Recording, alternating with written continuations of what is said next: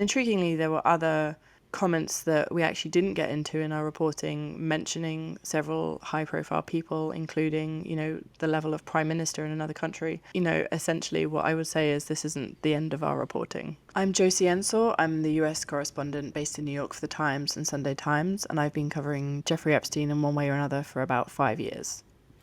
And throughout that 5 years, there has been no end of fascination about what he got up to, how the authorities dealt with him, how he died in custody. And on Monday, we had this FBI investigation conclude and report. It's been going on for ages. What did they find? What stuck out for you? Yeah, so it came as a surprise to a lot of us, particularly those who cover Jeffrey Epstein. But President Trump's Justice Department and the FBI concluded that there was basically no evidence that Epstein blackmailed powerful figures, or that he kept a client list, or that he was murdered in some way as speculated. The administration also released a video that it said indicated that no one entered the area of the Manhattan prison where Epstein was held the night he died suspiciously in 2019. Though again, mysteriously, there was a minute missing from that footage. Which just, I guess, further fueled speculation. Yes, and I think it really put a dampener on all of these expectations that we had. I mean, we have the DOJ and the FBI saying in this memo that there will be no further disclosure of Epstein-related material, and that wouldn't be appropriate or warranted. So all these people who for ages have said there's something fishy about this, people have been online discussing it. Had he blackmailed people in the past with incriminating evidence? Essentially, this report has boiled down to nothing to see here. Yes, which Yeah. Trump basically said himself on Tuesday. But separate to this, Josie, only a week or so ago, you had an exclusive investigation into one of his most prominent victims, Virginia Giuffre. What did you find in that? Yeah, so Virginia Giuffre is probably the most vocal, or was the most vocal, and well-known and prominent advocate that spoke out against Jeffrey Epstein. Not only that, she also accused a number of high-profile, influential people that Epstein was associated with. So we know for a fact that she sued Prince Andrew in courts in the US, and she won that settlement, although Prince Andrew denied all the allegations. So she really is at the center of all of this. So to tell the backstory of it, I mean, what happened is Virginia, she hasn't done interviews for years. I mean, she has kept very, very quiet, particularly after the Duke settlement. It was part of the clause of the settlement is that she wasn't going to kind of repeat these allegations over and over again. So she really wasn't in the media. I mean, she lived in this very remote part of Australia in Perth, and was pretty reclusive. So when she posted this message on Instagram, which I'm sure a lot of the listeners will remember, because it was so cryptic, so it was on March the 30th earlier this year, and she posted a picture of herself apparently bruised and bloodied after a car accident near her home in Perth. And she said she had 4 days to live, and there were sort of more questions and answers about this. And as someone who's covered the Epstein case in one way or another since 2020, when I arrived in New York, I mean, I have come to know a lot of the victims, a lot of the survivors quite intimately. And so when Virginia posted this, I thought there's something to this, and it doesn't seem like the media is covering it. After the Instagram post, I really just wanted to speak to Virginia. I mean, this is someone we hadn't heard from for a long time. A lot had happened since then. In the background, we have the Trump administration coming into power and talking constantly about, transparency on this case, and then here was the woman in the center of it who just wasn't speaking. And so when this post came out, I kind of reached back out to her representative, and I said, I would love to speak to Virginia. I would love to find out what's happening in her life. Clearly she's going through a lot. Talk more about the post that she made in March. And her PR said, well, you know what, she's really not in a good way physically or mentally, but I'll see what I can do. So she said, how would you like to speak to her? And I said, honestly, any way that she's capable. So I kind of drafted an extensive list of 25 questions to let her mull over them and maybe consider it. And I went on holiday briefly for about 10 days. And then on the final Friday of my holiday, Deanie, the PR, calls me and she says, I'm really sorry to tell you, Virginia took her life.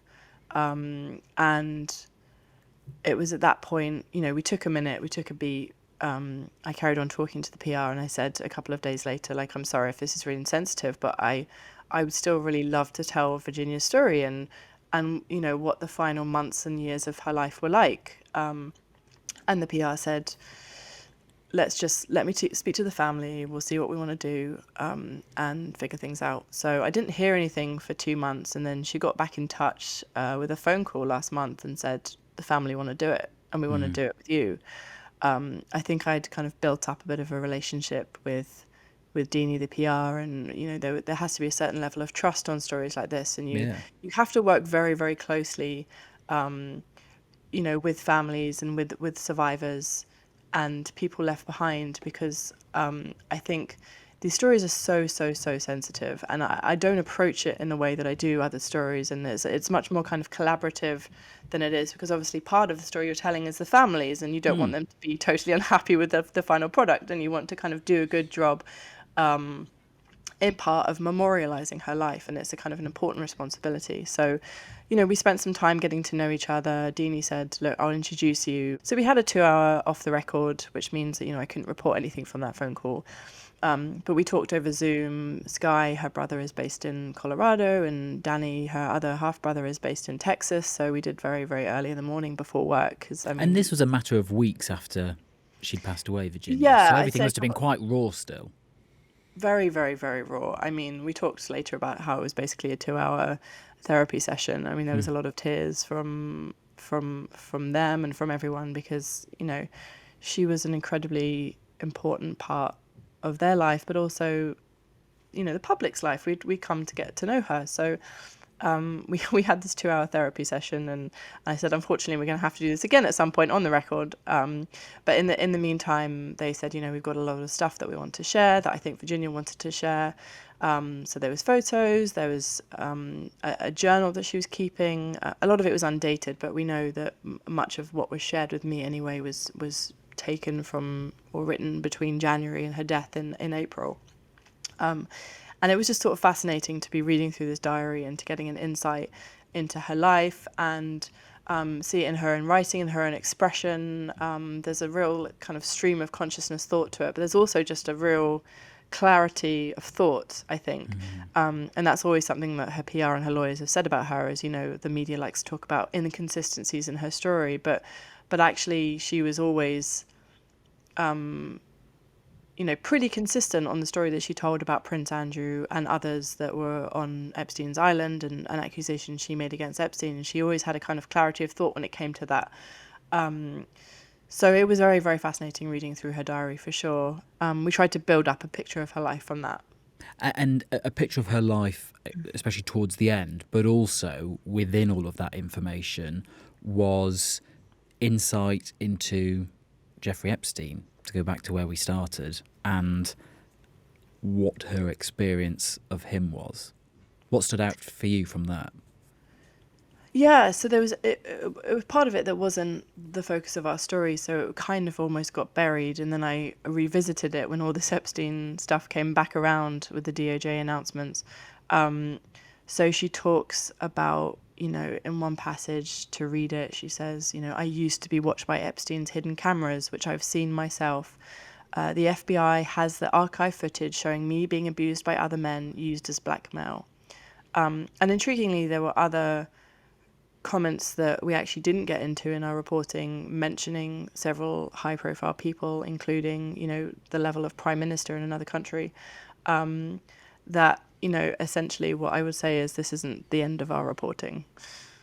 Okay, but what is clear at this point, to skim over that tease, is that directly contradicts what the FBI and DOJ were saying this week, does it not? She's saying, there were these things which were used to blackmail me, and I think there's this information out there which might blackmail other people. And the DOJ and FBI were saying that kind of stuff doesn't exist. Move on. Yes. So, specifically, the government said there was no credible evidence found that Epstein blackmailed prominent individuals as part of his actions. We did not uncover evidence that could predicate any investigation against uncharged third parties, which essentially means he didn't have accomplices. There weren't these, in the furied imagination, there weren't, other people out there that were helping or aiding him or, taking part in this abuse. What we do know from both my own reporting and from speaking to victims and from public reporting that's out there is at least one other victim, including the Briton Sarah Ransom, has claimed to me and publicly that Epstein secretly filmed sexual encounters between his victims and high-profile figures to be used later as blackmail.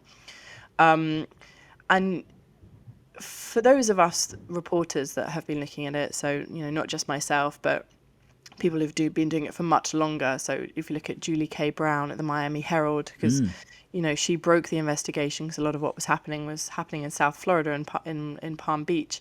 The original investigation into Epstein when he was alive. Yes, yes, and he served a very brief sentence in Florida. And these aren't the mad conspiracy theorists, and they're saying there is a cover up using those exact words.